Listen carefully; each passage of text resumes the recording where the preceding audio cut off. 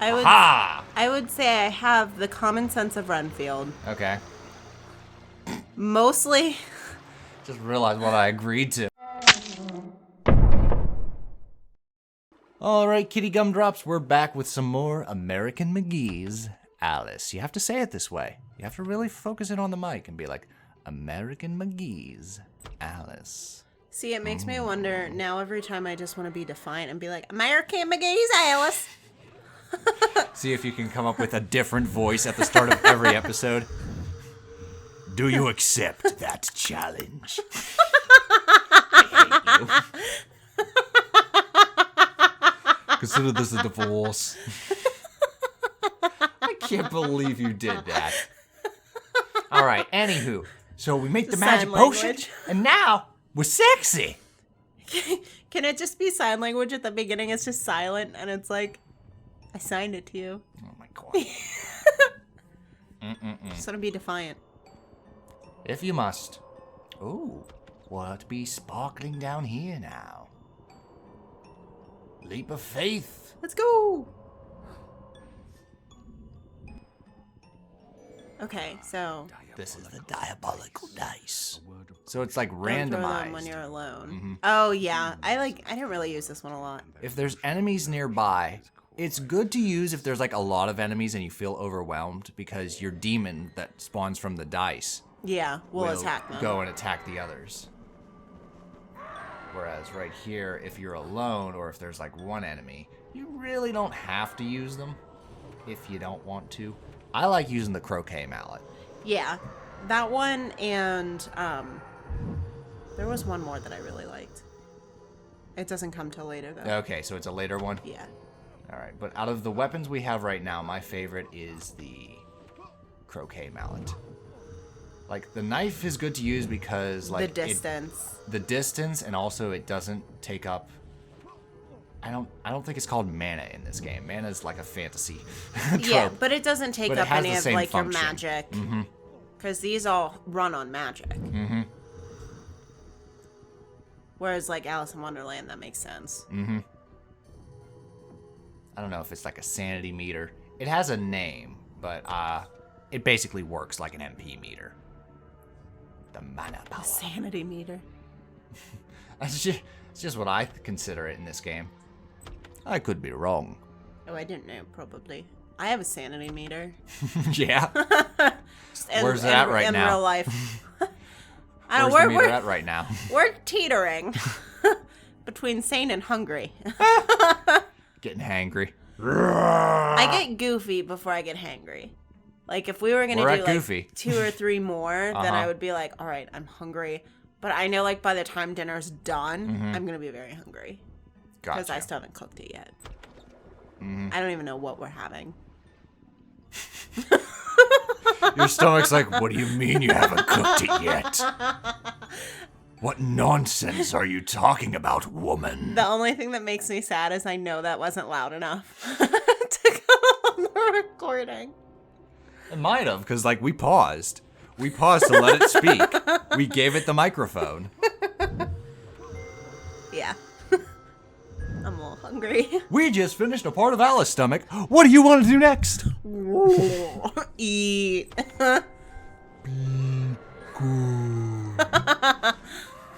Oh, I didn't pick up pickles today. That's rough. Ah, well. I did some grocery shopping today, but I only picked up some of the stuff. Which, in my ADHD brain, I don't think I picked up anything to make a complete and comprehensive meal. But just, like, pieces of things that we will eventually need. Just pieces of snacks, but nothing that would make a dinner. Well, I got your snacks because I went to Aldi, and that's where I get your snacks from. Right. Okay. But, like, I also picked up, like, waffles. I like waffles. I mean, we could have waffles In the for morning, dinner. she's making waffles. Waffles. I mean, I got meat, but I didn't really get any, like, I guess we could do, like, chicken and potatoes again. I'm fine with that. Like, once I get hangry, I'm not picky. It's just like, what's the food? Like, I can help you cook too. You try to be nice, though. Whenever you start getting hangry, Yeah. I know because I'll be in the kitchen cooking, Like, everything's cooking. There's not really anything else to prep. And you'll be like, anything I can help with? Mm-hmm. And I'm just like... Want me to peel the potatoes? Blah, blah, blah. Be like, it's not done yet. And then you turn around and you go back upstairs. That's the warning period. It's like, you have 5 minutes. I think we've gotten a little bit better with making dinner before you get angry. That's good. Because normally I have like a 15-minute period of time between when you're not hungry and when you're starving. And I'm like trying to make a meal in that amount of time. Yeah, it's either chicken nuggets or takeout. Yeah. At that point. As you always say. And then we both stand with our faces pressed up against the glass door like, where's the pizza guy? Like, yeah, really. It's like, well, I guess we could order pizza. I thought about ordering. We haven't had pizza in a while. But I mean, I just went grocery shopping, so gotcha. I would feel bad like ordering pizza when I just went. Yeah, when you just went shopping. All right. So whereas we should have had pizza last night. Good point. Oh, Vale. I don't even remember what I made last night. I mean, I had to go to your work, so you just made me a sandwich and that's stuff. Right. So we couldn't really have a pizza. Barnes & Noble has pizza. They do. Is it like sheets of pizza? No, it's like they're flatbreads. They're delicious. Okay. But I didn't even think about making a flatbread. I'll have to try it then. I didn't have time to eat. He's a pizza. And then I forget what you had when you came home. I had an apple. Because you're like, I'm going to eat some things. And I'm just like, nah, I'm okay. I mean, I just ate recently. Well, I was going to make pizza rolls. Mm-hmm. And then I thought about the apples. And I was like, maybe I'll just have an apple. Okay. Some peanut butter. All right, so we shrunk it. Now we're in this tiny little area full of like ants and giant boulders. And we're going to follow the white rabbit. And make our way through this spooky little area. Let's go! But yeah, these are the army ants. They have like admiral costumes. I know. They remind me of a customer that comes into my store always dressed like an admiral. Is he like an older guy? Yeah. Does he wear sleeves? Yep. He comes to our store too. He rides a bike. Yep. Yeah. Do you see him often? Yeah. Yeah, he's there almost every day. Do you like him? I've never really had to interact with him, but God bless you, child. But from what I understand, he's a talker, but he's generally pretty nice. Interesting. He's kind of been like very rude and impatient lately. Like he'll be creeping behind me with another. Sorry. Just had to like go up and play with the dog, huh? No, he was licking. All right, yeah. Dogs do that. We've had our grace period, and now I just got killed by a rock. So. Oh, I have a hive. It's a small world after all. That's right. This is called the Vale of Tears. Because basically this symbolizes like her sadness. Okay. Because like Wonderland was like reflections of not her just, mental status. Yeah, her mental status, but also like her emotions and stuff like that. So like her fear, her sadness, her anger, her hatred, her confusion, her worries, all that stuff. Now, Alice, you gotta get your shit together, man. I don't know who said this, but like there was a statement that like of all the Wonderland interpretations, this game is actually the closest to what the book was trying to capture. At least the first one. I haven't actually read the book in so long. I read it in college because, like, I don't know if they were released together. Probably not, but, like, no. I read a book with Alice in Wonderland and then through the Looking Glass. Mm-hmm. And then there were, like, many poems that Lewis Carroll wrote as well, which are sort of like the appendices of Wonderland, for lack of a better term. Tolkien did the same thing. Yeah. Like, that's all the Silmarillion is like a bunch of poems. Oh my god, the Silmarillion can go sit in a corner and think about what it's done. Well, you got me a book that's kind of like an appendices of the dark creatures of Tolkien. Yeah.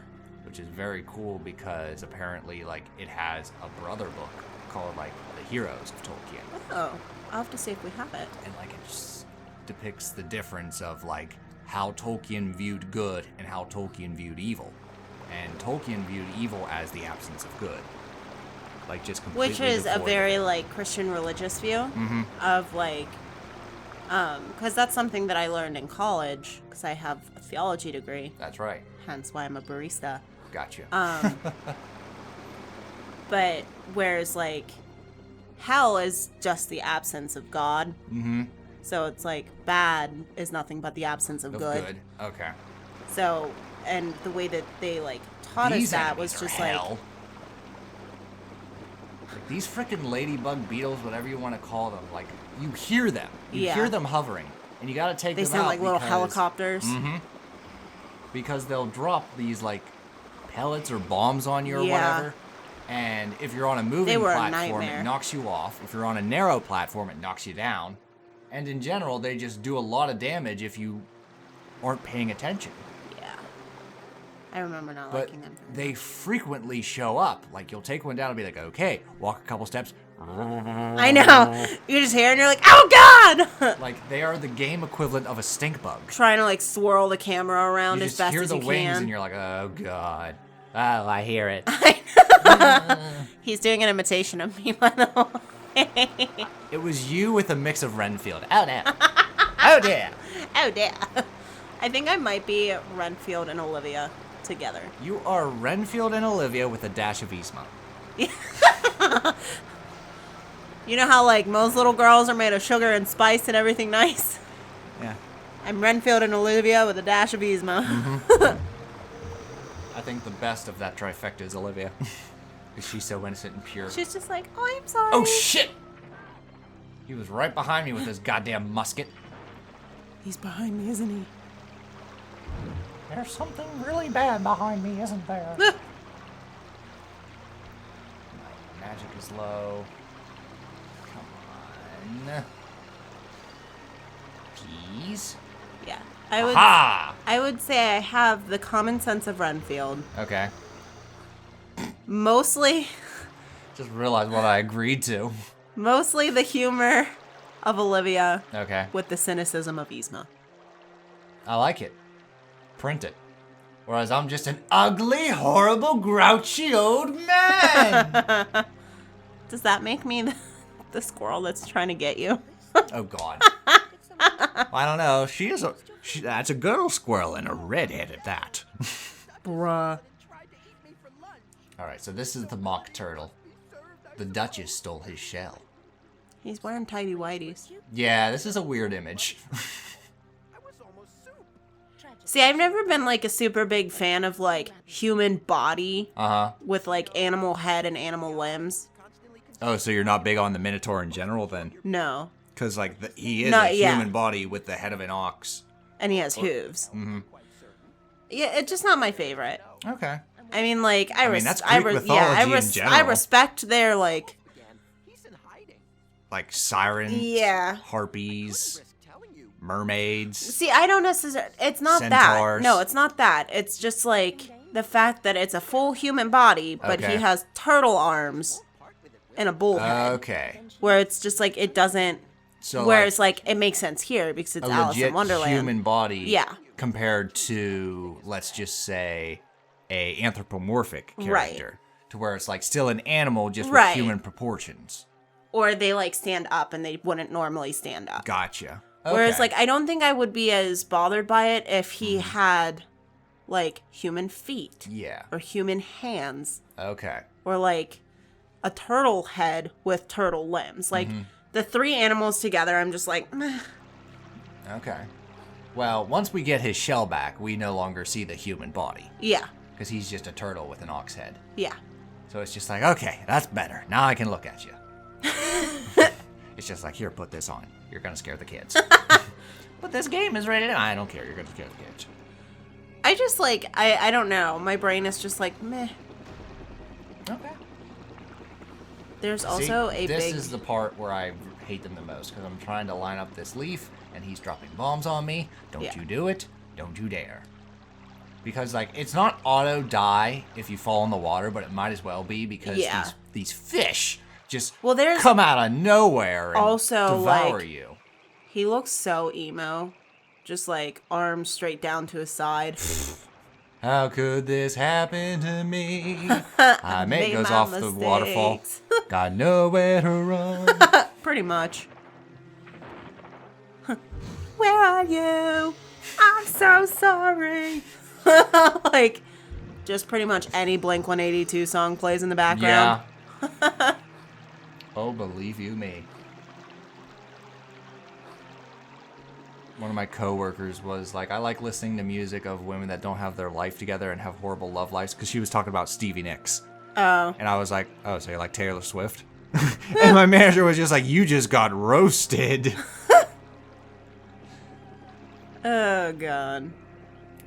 I do those subtle roasts where, like, someone's just talking and there's, like, a moment of silence, and I'll be like, and roast. I don't like Taylor Swift. I just don't like her. And I'm not a super big fan of her. That was the roast there, because no one in that store likes T-Swift. Gotcha. So, like, to be like, oh, you like singers that have poor love lives and don't really have their life together. Sounds like Taylor Swift. I mean, but really.